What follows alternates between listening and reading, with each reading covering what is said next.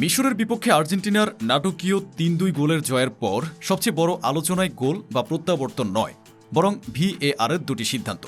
মূলত ৫৮ মিনিটে মোস্তফা জিকোর করা গোল বাতিলের ঘটনায় ফুটবল বিশ্ব দুই ভাগে বিভক্ত হয়ে গেছে। কেউ বলছেন ভিএআর তার ক্ষমতার সীমা অতিক্রম করেছে, আবার কেউ কেউ মনে করছেন নিয়ম অনুযায়ী সঠিক সিদ্ধান্ত নেওয়া হয়েছে। সাবেক ফিফা রেফারি ও ফক্স স্পোর্টসের নিয়ম বিশ্লেষক মার্ক ক্যাটেনবার্গও সিদ্ধান্তটির বিরোধিতা করেন। তিনি বলেন, আমার মতে প্রথমত এটা ফাউলই ছিল না, দ্বিতীয়ত এমন ঘটনায় ভিএআর হস্তক্ষেপ করার কোনো প্রয়োজনই ছিল না।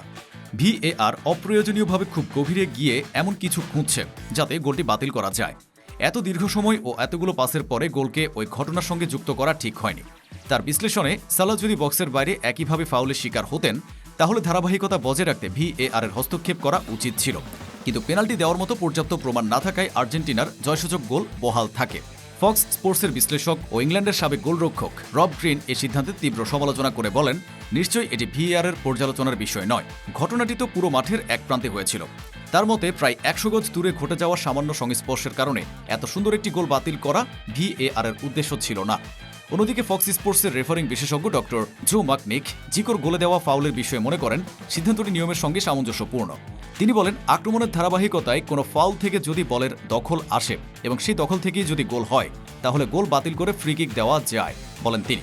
ম্যাচ শেষে ওয়ার্ল্ড কাপ নাও অনুষ্ঠানে তিনি আরও ব্যাখ্যা করেন, ভিএআর প্রোটোকলে কোথাও বলা নেই যে ফাউলটি ৫ সেকেন্ড আগে বা ৭৫ গজের মধ্যে হতে হবে।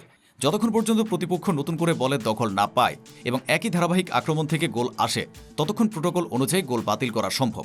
রেফারি মাঠে ঘটনাটি দেখেও কেন ফাউল দেননি এই প্রশ্নের জবাবে মাকনিক বলেন, রেফারির অবস্থান এবং দেখার কোণ সবসময় সেরা নাও হতে পারে। ভিএআর এর কাজই হলো ভিন্ন কোণ থেকে ঘটনাটি দেখানো। সেখানে স্পষ্ট দেখা গেছে খেলোয়াড়টি প্রতিপক্ষের পায়ে চাপ দিয়েছিলেন।